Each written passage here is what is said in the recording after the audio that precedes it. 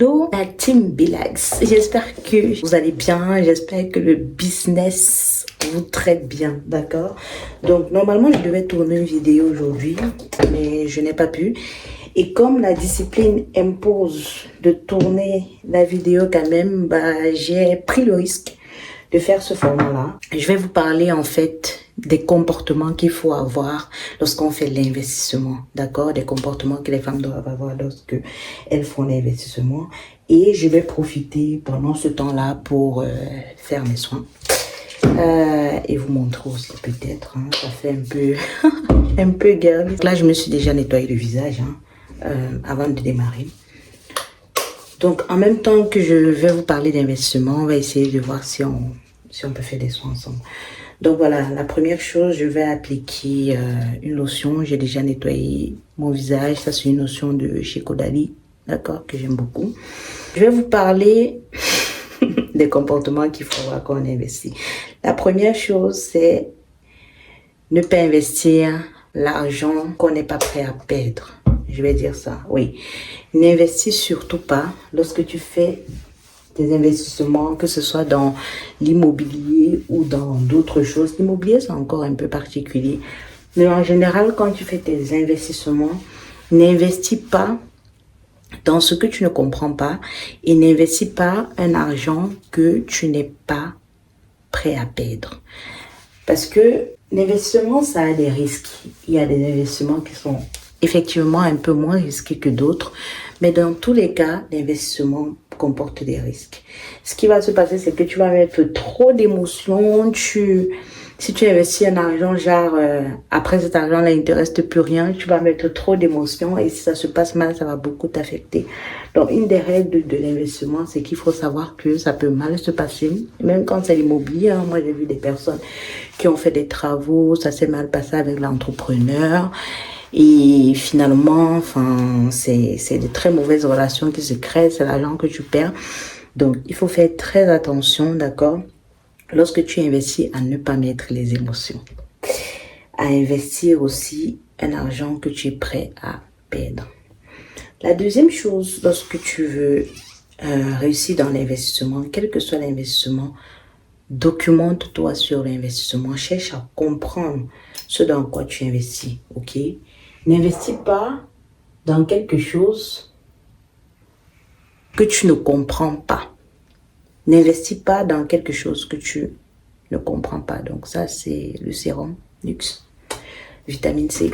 Voilà, en pharmacie, tu en trouves. N'investis pas dans quelque chose que tu ne comprends pas.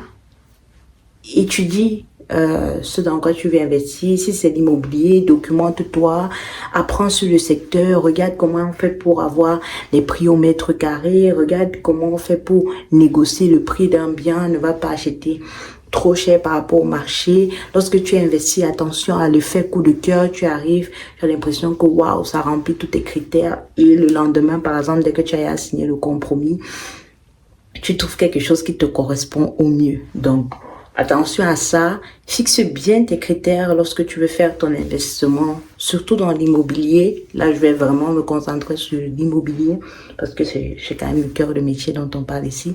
Si tu veux aller signer, rassure-toi que ça respecte tes critères. Rassure-toi que c'est un bien que tu apprécies. Rassure-toi que si à la revente, tu venais à vendre le lendemain, tu ne perdras pas d'argent, que ça gardera toujours sa valeur. Rassure-toi que ça respecte les critères que tu veux. Si par exemple, ton critère, c'est d'avoir une grande cuisine, de la lumière, d'avoir de grands espaces, sois patient, ne te jette pas sur le premier bien que tu vas trouver. Sois patient jusqu'à ce que tu trouves ce qui te plaît. Donc, n'investis pas dans quelque chose qui ne te plaît pas. Ça, c'est une règle d'or.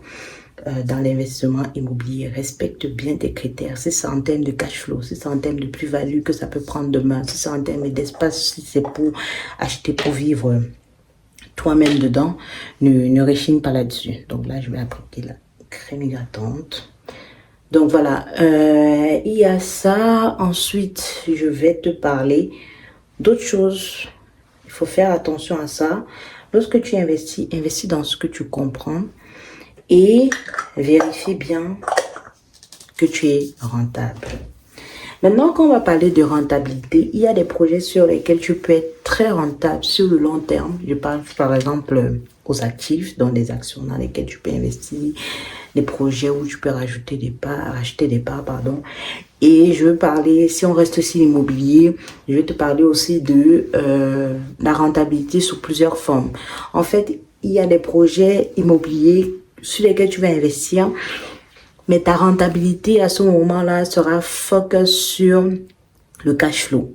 Ou alors tu vas te dire, bah j'ai pas forcément besoin d'argent tout de suite, mais je veux un bon bien pour préparer, tu vois, ta retraite. C'est pas les mêmes projets, hein. Faut faire attention. Quand tu as un projet pour des compléments de revenus tout de suite, ce n'est pas le même projet pour avoir une somme d'argent sur le long terme, parce que c'est pas le même type de bien, d'accord? Donc, il faut bien réfléchir à la rentabilité. Est-ce que tout de suite, ce que tu veux, c'est avoir des compléments de revenus, ou alors est-ce que tu veux plutôt avoir de l'argent sur le long terme? Donc, si demain tu revends, ça te fait de l'argent que tu auras emmagasiné, d'accord? Donc là, je vais mettre la crème solaire. Ça te fait de l'argent que tu auras emmagasiné sur le long terme. Et donc, à partir de ça, tu peux faire des projets beaucoup plus gros. Et les gens ont souvent l'impression qu'il faut toujours aller vers du cash flow et tout, mais non. Non, je suis pas forcément en phase avec ça. Il faut essayer de diversifier. Tu peux avoir des projets où tu te fais du cash flow chaque mois, mais je t'encourage à avoir également des projets où tu peux te faire de la plus-value sur le long terme. À ce moment-là, tu investis avec horizon 10-15 ans et tu sais que ce sont des zones qu'on appelle les zones rouges, d'accord? Et après 10-15 ans, quand tu récupères l'argent, tu récupères du vrai cash, d'accord? Tu vises au moins voire 100 000 euros, voire plus, d'accord? Sur le bien que tu as acheté. Il y a de très beaux projets comme ça. J'ai déjà fait une opération comme ça, donc je sais de quoi je parle. Donc, voilà, ce sont des comportements qu'il faut avoir. Il faut faire attention à tout ça lorsque tu veux investir dans l'immobilier. Voilà, c'est ce que je voulais partager avec toi aujourd'hui. Je veux que tu me dises ce que tu en penses, comment toi est-ce que tu te comportes lorsque tu veux investir. Si tu n'es pas encore abonné à la chaîne, n'hésite pas à t'abonner, à activer la cloche, parce que j'ai plein d'idées de contenu qui vont arriver et que tu vas aimer. Sois ambitieuse, ne lâche pas tes projets, sois ambitieuse, persévère, sois disciplinée quand tu veux atteindre tes objectifs. Dis-toi que je peux commencer petit, ne cherche pas à avoir des blocages. Par exemple, aujourd'hui, je peux pas faire ma vidéo. Ça veut pas dire que je peux pas prendre du temps pour faire une vidéo de 5 minutes. Ne te bloque pas en te disant, oui, qu'est-ce que les gens vont penser? Est-ce que ce projet va vraiment marcher? Lance-toi, parce que le temps passe. Moi, je t'encourage et je le ferai tous les jours sur cette chaîne. Je t'encourage à te lancer. Je te dis bye bye, à bientôt dans la prochaine vidéo.